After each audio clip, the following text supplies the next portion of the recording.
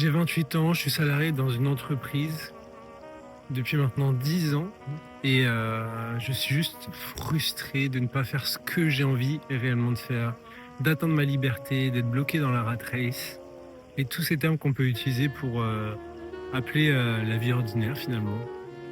Je me sens pas du tout à ma place. Ça fait 10 ans de salariat. J'ai 28 ans donc. Et j'ai vraiment cette impression de passer à côté de ma vie.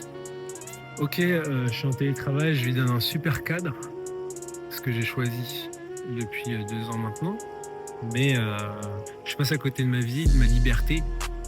J'ai envie de pouvoir partir n'importe où dans le monde, n'importe quand, avec n'importe qui. Et vraiment, c'est ce qui me manque dans ma vie actuelle.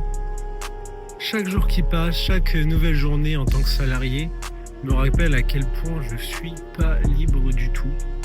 Donc c'est pour ça que j'ai décidé de prendre mon destin en main et de sortir de ma zone de confort.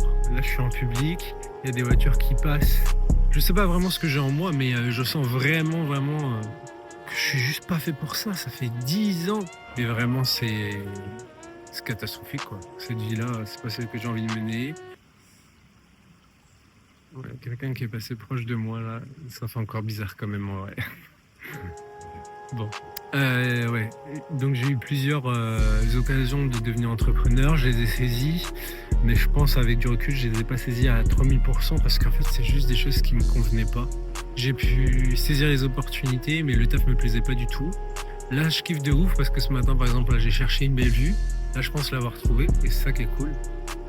Juste pour tourner une vidéo et pour délivrer un message. C'est trop stylé. C'est vraiment trop stylé. En tout cas, pour le moment, je suis hypé par cette façon de faire là. Ce qui m'a motivé aussi de passer à l'action, c'est que y a plusieurs entrepreneurs que je suis depuis un moment qui m'impactent réellement. Il y a Olivier Roland, il y a Paolo Z, il y a Antoine BM. Ces gens-là exercent leur liberté comme jamais. Ils partent à des endroits, découvrir de nouvelles cultures, apprendre de nouvelles compétences. Juste découvrir un nouveau pays pendant 6 mois par exemple pour Antoine BM. Paolo Z est parti au Tadjikistan. Bon, je sais plus comment ça se dit. Parti au Tadjikistan pour apprendre la lutte, c'est ouf. Olivier Roland, il fait les voyages, lui, il voyage tout le temps.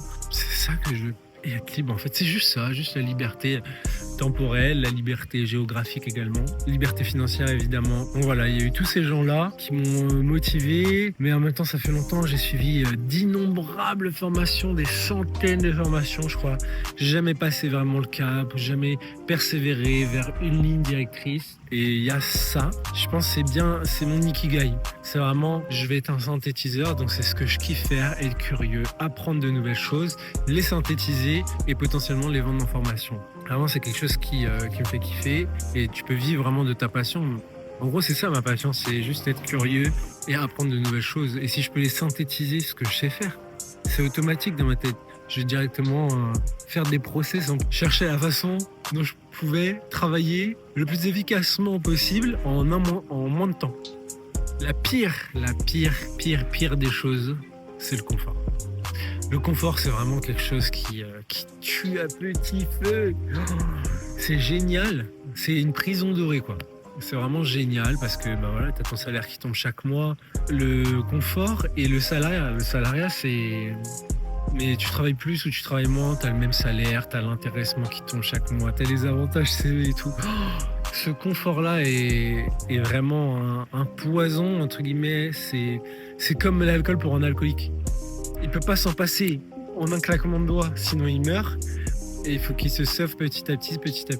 J'ai l'impression que c'est un peu ça et que c'est difficile de s'en sortir quand on est dans le confort. Mais aujourd'hui, voilà, ça fait 10 ans, j'ai pas du tout envie de mener cette vie-là. Donc je vais vraiment mettre tout en œuvre pour que tout ça fonctionne. Donc là, j'ai fait la miniature parce que je me suis dit je vais partir de la miniature pour pouvoir développer mes idées. Donc je suis parti de la miniature avec le titre. Je savais un peu de quoi je voulais parler, mais il fallait bien que je le mette en forme pour que vous cliquiez. Donc j'ai fait la miniature, j'ai fait le titre et après ça a découlé et j'essaye de suivre le storytelling, donc l'histoire du héros, la quête du héros.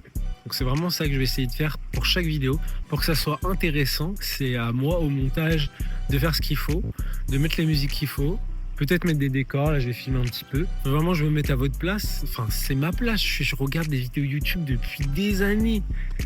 Et je sais le contenu qui me plaît pas. Je vais essayer de faire exactement le contenu qui m'aurait plu. Et là, c'est vraiment au public. Là, les gens me regardent, il y en a qui courent. Là, ça va, ils sont passés, mais ils me regardent, ils font du vélo, ils me regardent trottinette, ils me regardent la voiture, ils me regardent tout ça. Mais ça va, je pense qu'au fur et à mesure, je vais réussir à m'en détacher. En tout cas, pour le moment, c'est une première étape. Je suis dans un endroit assez calme. Il n'y a pas beaucoup de passages, donc ça m'aide aussi. En tout cas, si tu vois cette vidéo, c'est que j'ai passé la première étape de la première vidéo en public. Je ne mets pas d'objectif sur la chaîne. L'objectif vraiment, c'est d'être un synthétiseur. Et peut-être je vais m'efforcer de faire une vidéo chaque jour pour vraiment manier cet art du storytelling et développer mes compétences dans le montage, dans l'émotion, dans toutes ces choses-là. C'est ça l'objectif principal, créer une communauté autour de mes valeurs, connaître des gens qui sont comme moi. C'est ça l'objectif, connaître des gens qui sont comme moi. Et ça, c'est vraiment un truc de ouf, de pouvoir me dire, je vais faire une rencontre avec des gens. Ok, ils me suivent, mais en fait, on est juste pareil, quoi. C'est ça mon kiff. Donc voilà, si tu vois cette vidéo, c'est que j'ai passé le premier cap et il y aura d'autres vidéos qui vont suivre, évidemment.